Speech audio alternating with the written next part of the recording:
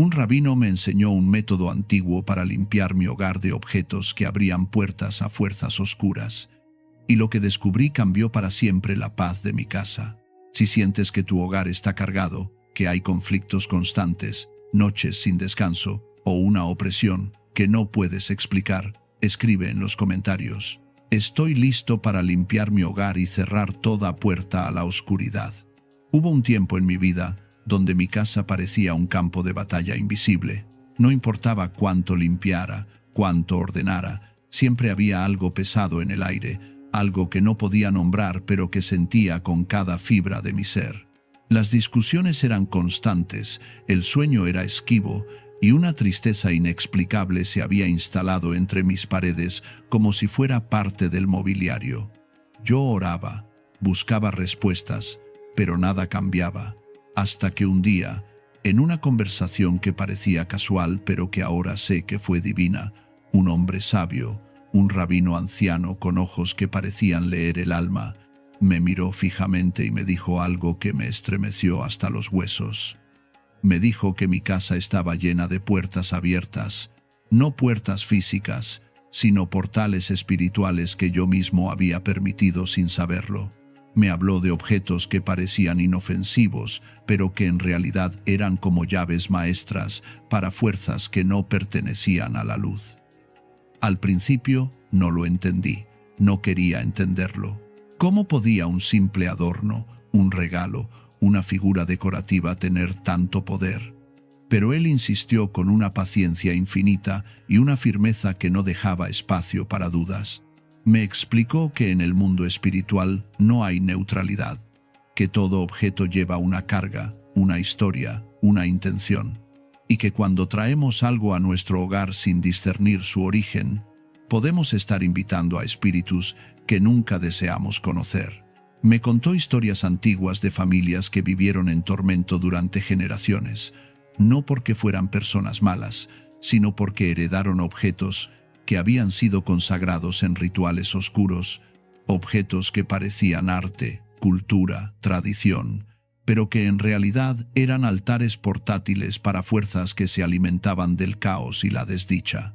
Me habló de cómo en tiempos antiguos los sabios enseñaban a sus discípulos a vigilar no solo sus pensamientos y acciones, sino también su entorno, porque comprendían que el ambiente espiritual de un hogar determinaba el destino de quienes lo habitaban. Me dijo que había 5 objetos específicos que eran especialmente peligrosos, 5 cosas comunes que la gente acepta sin cuestionar, sin investigar, sin orar, y que una vez dentro de la casa, comienzan a trabajar lentamente, envenenando la atmósfera, sembrando discordia, abriendo brechas para que la maldición entre como una serpiente silenciosa. Yo escuchaba con una mezcla de escepticismo y curiosidad, pero también con un reconocimiento profundo, porque algo dentro de mí sabía que estaba escuchando verdad, verdad antigua, verdad que había sido olvidada en medio del ruido de la modernidad. El rabino me explicó que el primer objeto era cualquier tipo de figura o estatua que representara deidades de otras culturas. No importaba si eran budas, dioses hindúes, tótems tribales o símbolos ancestrales. Me dijo que estas figuras no son solo arte, son representaciones de entidades espirituales que fueron adoradas durante siglos y que llevan consigo la esencia de esa adoración, de esos pactos, de esos rituales. Cuando colocas una de estas figuras en tu hogar, le estás dando permiso para habitar tu espacio, para influir en tu atmósfera, para reclamar territorio en tu vida. Y aunque tú no las adores, aunque para ti solo sean decoración, en el mundo espiritual representan un altar, un lugar de honor para fuerzas que no reconocen al Dios verdadero.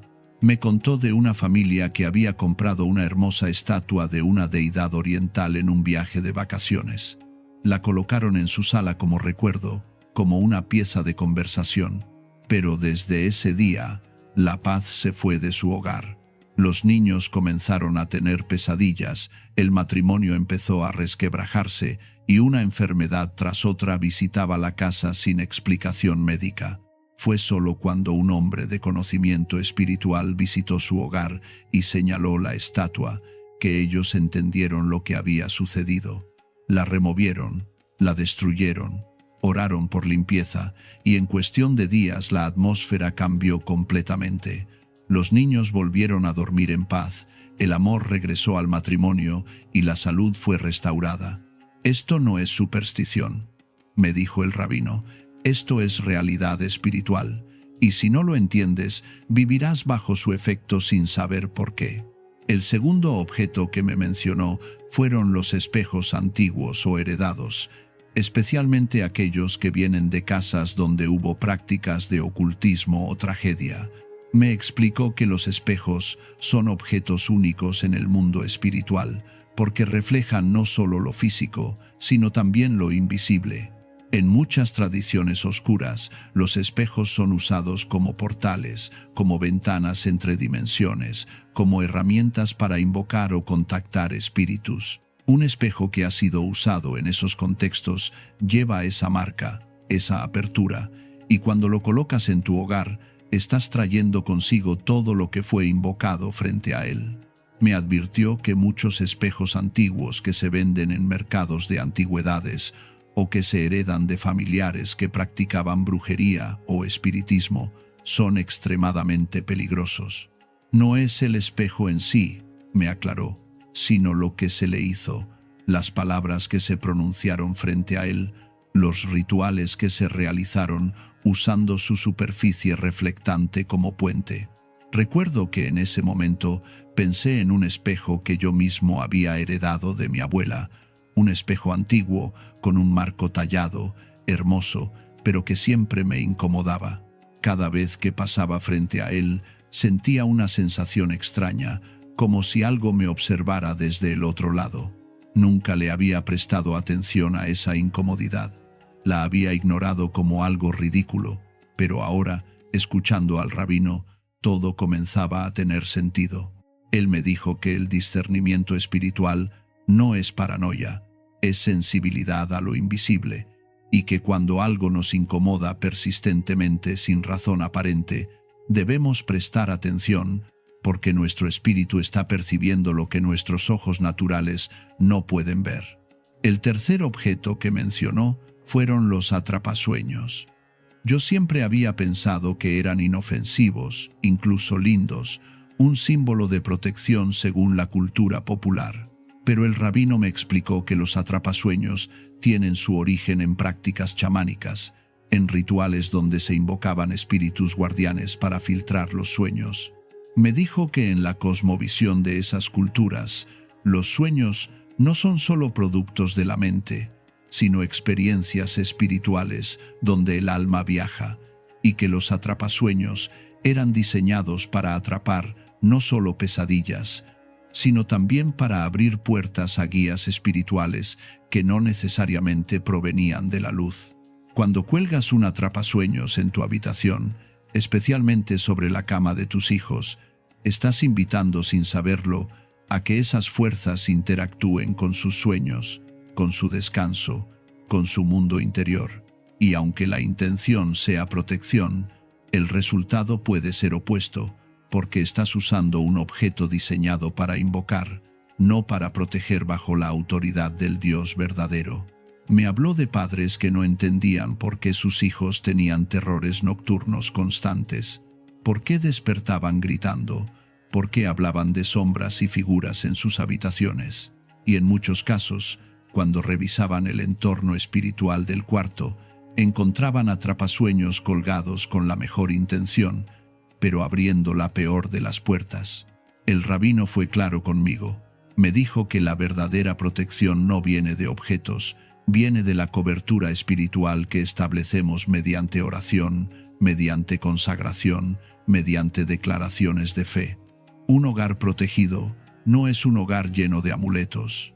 Es un hogar donde el nombre del Altísimo es invocado, donde su presencia es bienvenida, donde no hay espacio para mezclas ni compromisos con prácticas ajenas. El cuarto objeto que me advirtió evitar eran los libros de ocultismo, magia o enseñanzas esotéricas. Me explicó que los libros no son solo papel y tinta, son portadores de conocimiento, y el conocimiento lleva poder. Un libro escrito desde la oscuridad, diseñado para enseñar prácticas prohibidas, lleva consigo la esencia de esa oscuridad. Cuando lo traes a tu hogar, aunque nunca lo leas, aunque esté guardado en un estante olvidado, sigue siendo un portal, porque las palabras escritas con intención espiritual tienen vida propia, tienen autoridad en el mundo invisible. Me dijo que muchas personas coleccionan libros sin discernir su contenido, atraídas por la curiosidad, por el conocimiento prohibido, por la fascinación con lo oculto, pero cada uno de esos libros es como una semilla de maldición plantada en tu hogar, esperando el momento adecuado para germinar, para influir, para contaminar. Me contó de un estudiante universitario que había comprado varios libros sobre magia ceremonial para una investigación académica. Los guardó en su dormitorio, sin darles mayor importancia, pero pronto comenzó a experimentar ataques de pánico, insomnio severo y una opresión que lo llevó al borde del colapso emocional. Consultó médicos, psicólogos, tomó medicamentos, pero nada funcionaba, hasta que un maestro de sabiduría antigua visitó su habitación y vio los libros. Le dijo que los quemara inmediatamente, que no los regalara, no los vendiera, sino que los destruyera completamente. El estudiante obedeció, aunque con dudas, y esa misma noche durmió profundamente por primera vez en meses. La opresión se levantó como niebla bajo el sol, y su mente recuperó la claridad. Esto me enseñó, me dijo el rabino, que el conocimiento oscuro no es neutral, y que permitirlo en tu espacio es permitir que las fuerzas detrás de ese conocimiento te reclamen. El quinto y último objeto que me mencionó fueron las máscaras decorativas, especialmente aquellas traídas de culturas donde las máscaras se usan en rituales tribales, ceremonias de invocación o danzas espirituales. Me explicó que las máscaras en muchas tradiciones son más que arte, son representaciones de espíritus, de ancestros, de entidades que son invocadas durante ceremonias. Cuando una máscara es tallada y usada en esos contextos, se convierte en un recipiente, en un lugar donde esos espíritus pueden habitar temporalmente. Y aunque la máscara ya no esté en el contexto ritual, la marca espiritual permanece. Traer una de esas máscaras a tu hogar es como traer un contenedor cargado, listo para liberar su contenido en el momento apropiado. Me advirtió que muchas personas cuelgan máscaras en sus paredes pensando que son exóticas, interesantes, que dan carácter a la decoración. Pero lo que no saben es que están colgando rostros de espíritus que nunca debieron entrar a su hogar. El rabino me dijo que él había visto casas donde las máscaras parecían observar a los habitantes, donde la gente sentía que algo los seguía con la mirada, donde había una presencia inquietante que no podían ubicar. Y en cada caso, cuando las máscaras eran removidas y destruidas, la presencia se iba con ellas. Me dijo que no todo lo cultural es espiritual, pero cuando lo cultural está enraizado en prácticas espirituales oscuras, no se puede separar una cosa de la otra, y que ignorar esto es vivir en peligro sin saberlo. Cuando el rabino terminó de hablarme sobre estos 5 objetos, me miró con una intensidad que me atravesó el alma y me dijo algo que nunca olvidaré. Me dijo que el problema no es solo tener estos objetos. El problema es la ignorancia, la falta de discernimiento, la ausencia de vigilancia espiritual. Me dijo que vivimos en un tiempo donde la gente mezcla todo sin pensar en las consecuencias, donde se acepta cualquier cosa en nombre de la tolerancia, del arte, de la cultura, pero donde se pierde de vista que el mundo espiritual es real, es activo y no negocia. Me dijo que la oscuridad no necesita permiso explícito, le basta con que no la eches fuera, con que no la confrontes, con que no la reconozcas, y que el silencio, la indiferencia, la ignorancia son las mejores aliadas del enemigo.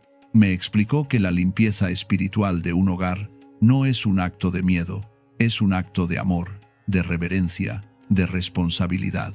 Me dijo que un hogar limpio espiritualmente es un hogar donde la paz puede habitar, donde los niños pueden crecer sin opresión, donde el matrimonio puede florecer sin interferencias invisibles, donde la prosperidad puede llegar sin bloqueos ocultos.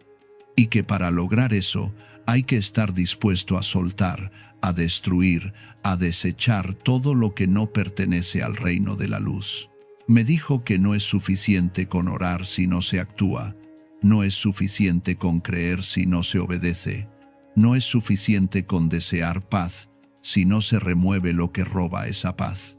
Si has llegado hasta aquí y sientes que necesitas más revelación sobre cómo proteger tu hogar espiritualmente, suscríbete a este canal porque cada semana comparto enseñanzas profundas que pueden transformar tu vida y la de tu familia. Después de esa conversación con el rabino, volví a mi casa con una misión clara. Entré con ojos nuevos, con un discernimiento que no tenía antes, y comencé a revisar cada rincón, cada estante, cada pared, y lo que encontré me dejó sin aliento. Había objetos que yo mismo había comprado sin pensar, regalos que había recibido con buena intención, pero con carga espiritual, herencias que guardaba por sentimentalismo, pero que llevaban historias oscuras. Uno por uno los fui identificando, y con cada objeto que reconocía, sentía cómo el espíritu me confirmaba que eso debía salir. No fue fácil, porque algunos de esos objetos tenían valor sentimental, recuerdos de personas que amaba, de viajes que había hecho, de momentos que quería conservar. Pero entendí que ningún recuerdo vale más que la paz, que ningún objeto vale más que la presencia de Dios en mi hogar. Comencé con una estatua pequeña que había comprado en un mercado durante un viaje. Era hermosa, tallada en madera, representaba una figura que en ese momento me pareció interesante. La tomé en mis manos y sentí un peso que no era físico, era espiritual. Oré, declaré que esa figura no tenía lugar en mi hogar y la rompí. No la regalé, no la vendí, la destruí completamente, porque entendí que regalarla era simplemente traspasar el problema a otra persona, y venderla era lucrar con algo que no debía existir en ningún hogar.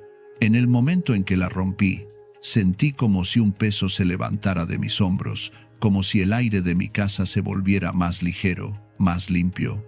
Luego fui por el espejo que había heredado. Lo bajé de la pared y lo observé detenidamente.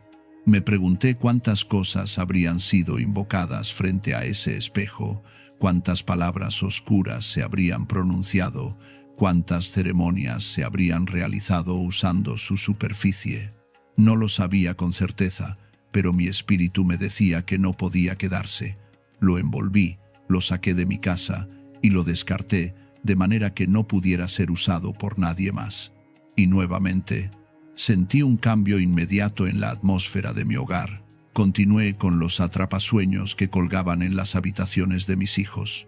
Los había puesto con la mejor intención, creyendo que los protegerían de pesadillas. Pero ahora entendía que estaba haciendo exactamente lo opuesto. Los quité, los destruí, y esa noche mis hijos durmieron con una paz que no habían experimentado en mucho tiempo. No hubo gritos, no hubo terrores nocturnos, solo descanso profundo y reparador. Luego fui a mi biblioteca y comencé a revisar cada libro. Encontré algunos que había comprado por curiosidad, libros sobre astrología, sobre tarot, sobre prácticas esotéricas. Nunca los había leído en profundidad, pero ahí estaban, ocupando espacio, cargando mi hogar con su contenido oscuro. Los saqué todos, los puse en una bolsa y los quemé. Mientras ardían, oraba. Declaraba que mi casa estaba siendo limpiada, que ningún conocimiento oscuro tendría lugar en mi vida. Finalmente, encontré una máscara que había comprado en un viaje tribal. Era impresionante, con colores vibrantes y detalles intrincados. La había colgado en mi sala como una pieza de conversación, pero ahora, mirándola con ojos espirituales, podía ver lo que realmente era. No era solo madera tallada, era un rostro de algo que no debía estar en mi hogar. La bajé, y en el momento en que la toqué, sentí un escalofrío. La destruí inmediatamente, y con ella se fue una presencia que yo había normalizado, una incomodidad que había aprendido a ignorar. Cuando terminé de limpiar mi hogar, me arrodillé en medio de mi sala y oré como nunca antes lo había hecho. Le pedí a Dios que llenara cada espacio que había sido vaciado, que su presencia inundara cada rincón que había sido liberado, que su luz disipara cualquier sombra que hubiera quedado. Y lo que experimenté fue indescriptible. Sentí como si mi casa respirara de nuevo, como si hubiera estado conteniendo el aliento durante años y finalmente pudiera exhalar. La paz que descendió era tangible, palpable, real. No era solo una sensación emocional, era una realidad espiritual. Mi hogar había sido transformado, y con él, mi vida también. Los días siguientes fueron reveladores. Las discusiones que habían sido constantes en mi matrimonio disminuyeron drásticamente. Mis hijos estaban más alegres, más descansados. Yo mismo sentía una claridad mental que no había experimentado en mucho tiempo. Las pesadillas cesaron, el insomnio se fue, y una sensación de bienestar se instaló en nuestra familia. No fue magia, no fue coincidencia. Fue el resultado directo de cerrar puertas que nunca debieron estar abiertas, de remover objetos que nunca debieron entrar, de consagrar mi hogar al Dios verdadero, sin compromisos, sin mezclas, sin concesiones. Aprendí que la limpieza espiritual no es un evento único, es un estilo de vida. Es estar constantemente vigilante sobre lo que permitimos entrar a nuestro hogar, sobre lo que aceptamos como regalos, sobre lo que compramos como decoración. Es preguntarnos siempre, antes de traer algo nuevo, cuál es su origen, cuál es su significado, cuál es su carga espiritual. Es ser sabios, discernientes, cuidadosos, porque nuestro hogar no es solo un lugar donde vivimos, es el lugar donde se forman nuestros hijos, donde se construye nuestro matrimonio, donde se gesta nuestro destino. El rabino me había enseñado algo que cambió mi perspectiva para siempre. Me dijo que cada objeto en nuestro hogar es como una semilla y que dependiendo de lo que sembremos, cosecharemos bendición o maldición. Me dijo que no podemos esperar cosechar paz si estamos sembrando objetos de conflicto. No podemos esperar prosperidad si estamos rodeados de símbolos de escasez. No podemos esperar salud si habitamos en medio de representaciones de enfermedad. Me enseñó que el ambiente espiritual se construye con decisiones conscientes, con actos deliberados, con una vigilancia constante sobre lo que permitimos que nos rodee. También me enseñó que la limpieza espiritual no es solo física, es también interior. Me dijo que de nada sirve limpiar la casa si el corazón sigue contaminado, que de nada sirve remover objetos externos si mantenemos pensamientos, actitudes y emociones que también abren puertas al enemigo. Me explicó que la limpieza debe ser integral, que debe comenzar en el corazón y manifestarse en el hogar, que debe ser un reflejo externo de una realidad interna. Me dijo que un corazón puro genera un ambiente puro y que cuando ambos están alineados, la presencia de Dios puede fluir sin obstáculos. Me habló también sobre la importancia de la consagración. Me dijo que no es suficiente con remover lo malo, hay que llenar el vacío con lo bueno, que no basta con cerrar puertas a la oscuridad, hay que abrir puertas a la luz. Me enseñó a consagrar cada habitación de mi hogar, a declarar sobre cada espacio que pertenece al Altísimo, a ungir con aceite los marcos de las puertas como símbolo de separación y protección, a colocar escrituras en lugares estratégicos como recordatorio constante de bajo qué autoridad vive mi familia. Me explicó que la consagración no es un ritual religioso vacío, es un acto de fe con poder real. Me dijo que cuando declaramos que nuestra casa es del Señor, estamos estableciendo un pacto espiritual, estamos levantando una cerca de protección, estamos invitando a que su presencia more con nosotros, y que esa presencia no solo protege, también prospera, no solo guarda, también bendice, no solo cuida, también transforma. Una de las cosas más poderosas que aprendí fue sobre la autoridad que tenemos como creyentes. El rabino me explicó que no somos víctimas indefensas en el mundo espiritual, que se nos ha dado autoridad para atar y desatar, para cerrar y abrir, para expulsar y establecer. Me dijo que cuando entendemos esa autoridad y la ejercemos con fe, las fuerzas de oscuridad no tienen opción más que obedecer, que no se trata de gritar más fuerte o de realizar rituales complicados, se trata de conocer quiénes somos en el reino de Dios y actuar desde esa identidad. Me enseñó que la autoridad se ejerce en lo cotidiano, en las decisiones diarias, en la manera en que manejamos nuestro hogar. Me dijo que cada vez que decidimos no permitir algo que contamina, estamos ejerciendo autoridad, que cada vez que elegimos lo santo sobre lo profano, estamos declarando quién gobierna nuestro espacio, que cada vez que oramos sobre nuestros hijos, sobre nuestro matrimonio, sobre nuestras finanzas, estamos estableciendo el reino de Dios en nuestra esfera de influencia. También me advirtió sobre la importancia de no volver a las mismas prácticas. Me dijo que la limpieza espiritual es inútil si después regresamos a la contaminación, que es como limpiar una casa y luego llenarla de basura nuevamente. Me explicó que debemos ser vigilantes, cuidadosos, constantes, en nuestra decisión de mantener nuestro hogar limpio espiritualmente, que el enemigo no se rinde fácilmente, que intentará regresar de diferentes formas, con diferentes disfraces, pero que si permanecemos firmes, si mantenemos nuestra guardia alta, no podrá entrar. Me habló sobre la importancia de enseñar estos principios a nuestros hijos. Me dijo que no es suficiente con que nosotros lo entendamos.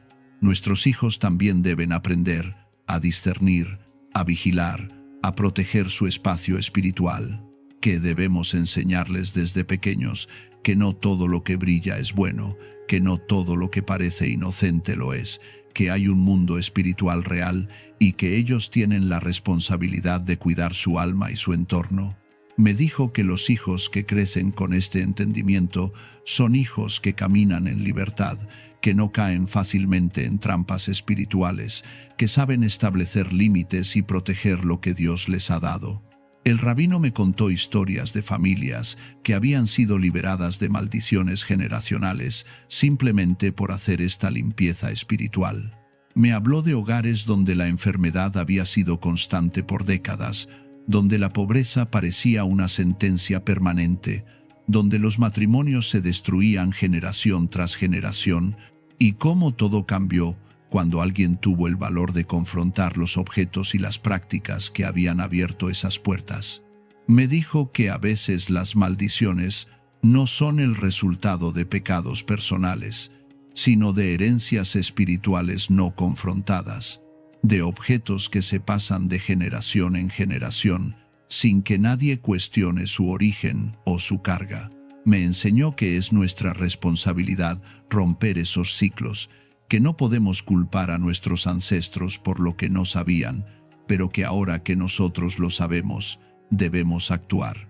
Me dijo que cada generación tiene la oportunidad de limpiar, de sanar, de cerrar puertas que estuvieron abiertas durante años, y que cuando lo hacemos, no solo nos liberamos nosotros, sino que liberamos a nuestros hijos y a los hijos de nuestros hijos. Una de las enseñanzas que más me impactó fue sobre el poder de la unidad en el hogar. El rabino me explicó que cuando toda la familia está de acuerdo en la limpieza espiritual, el impacto es exponencial.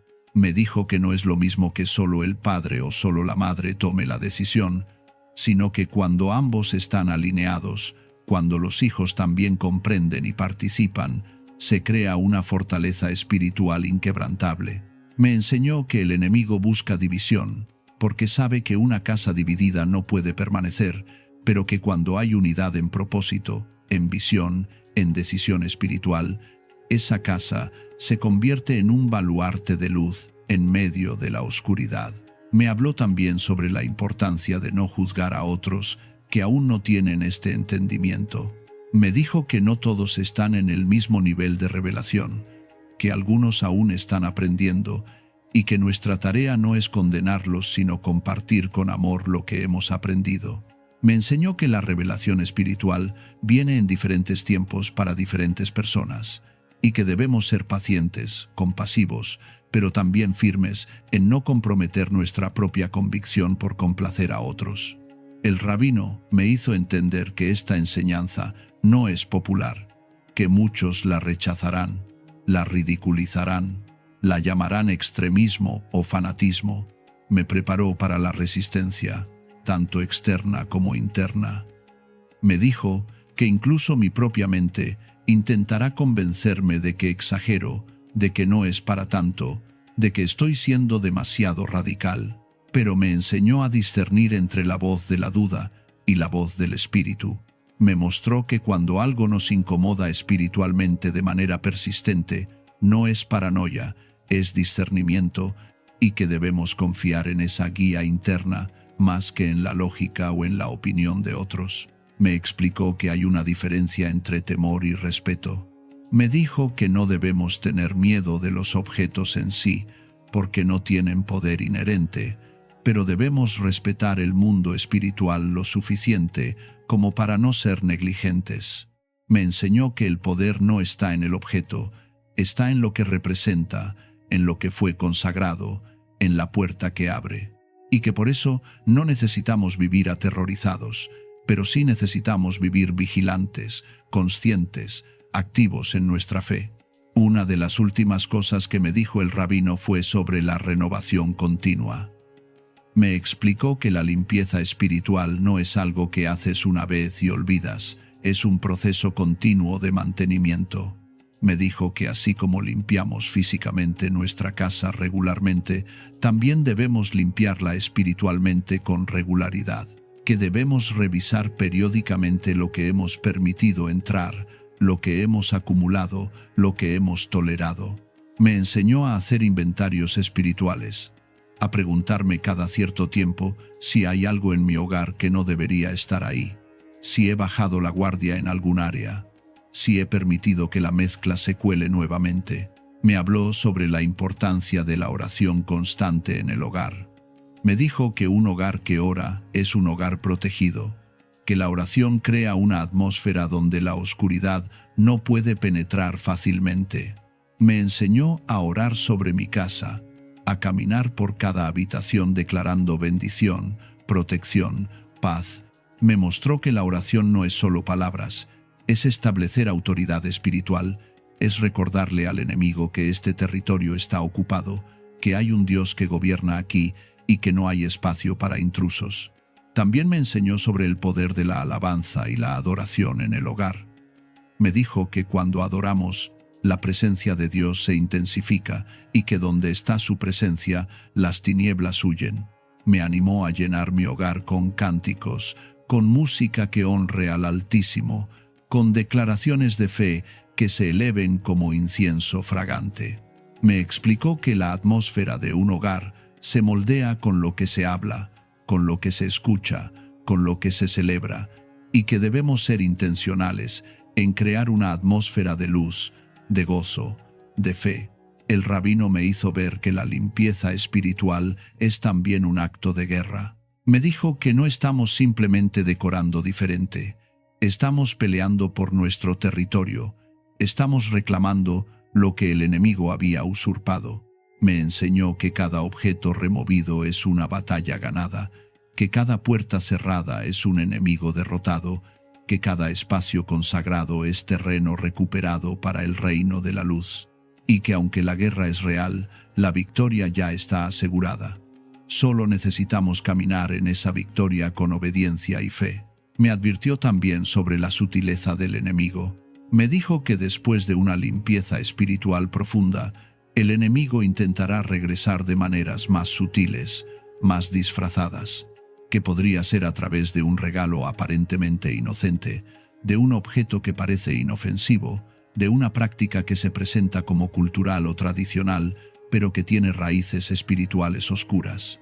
Me enseñó a mantener mi discernimiento afilado, a no bajar la guardia, a seguir consultando al espíritu antes de aceptar cualquier cosa en mi hogar. Una de las verdades más liberadoras que aprendí fue que no estoy solo en esta batalla. El rabino me recordó que hay todo un ejército celestial respaldando a aquellos que deciden vivir en santidad, que hay ángeles asignados para proteger a los que honran al Altísimo con su obediencia.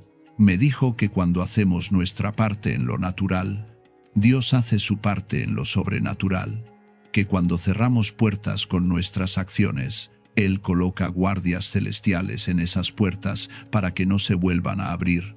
Me enseñó que la verdadera libertad no es hacer lo que queremos, sino querer lo que es correcto. Me dijo que cuando nuestro corazón está alineado con el corazón de Dios, no sentimos la limpieza espiritual como una carga, sino como un privilegio, no como una pérdida, sino como una ganancia. Porque lo que soltamos no vale nada comparado con lo que recibimos a cambio, la presencia de Dios, su paz, su protección, su bendición. El rabino me hizo ver que este mensaje no es solo para mí, es para compartir. Me dijo que si yo había recibido esta revelación, era porque Dios quería que la transmitiera a otros, que compartiera lo que había aprendido, que advirtiera a aquellos que aún viven en ignorancia. Me dijo que no debo temer la reacción de la gente, que algunos recibirán la enseñanza con gratitud y otros la rechazarán con hostilidad, pero que mi responsabilidad es hablar la verdad con amor y dejar los resultados en las manos de Dios. Hoy, después de todo lo que he vivido, después de toda la transformación que he experimentado, puedo decir con total certeza que la limpieza espiritual del hogar es una de las decisiones más importantes que cualquier persona puede tomar. No es exageración, no es fanatismo, es sabiduría práctica aplicada al mundo espiritual. Es entender que vivimos en dos realidades simultáneamente, la visible y la invisible, y que lo que permitimos en la visible afecta directamente lo que sucede en la invisible. Si hoy sientes esa incomodidad, esa inquietud que te dice que algo no está bien en tu hogar, no la ignores. Es el Espíritu llamándote a revisar, a limpiar, a consagrar. No pospongas lo que Dios te está mostrando ahora, porque cada día que pasa con esas puertas abiertas es un día más de lucha innecesaria, de paz robada, de bendición bloqueada. Levántate con valentía, recorre tu hogar con ojos espirituales, identifica lo que no pertenece y remuévelo sin miedo, sin duda, sin compromiso. Este es tu momento de liberación, este es tu día de limpieza, este es tu tiempo de establecer quién gobierna en tu hogar. Y cuando lo hagas, cuando des ese paso de obediencia radical, prepárate para experimentar una transformación que va más allá de lo que puedes imaginar. Porque Dios honra a los que lo honran, responde a los que obedecen y habita con los que preparan su morada para recibirlo. Tu casa no volverá a ser la misma, tu familia no volverá a ser la misma, tu vida no volverá a ser la misma, porque donde hay limpieza, hay visitación, donde hay santidad, hay gloria, donde hay obediencia, hay bendición desbordante que transforma todo lo que toca.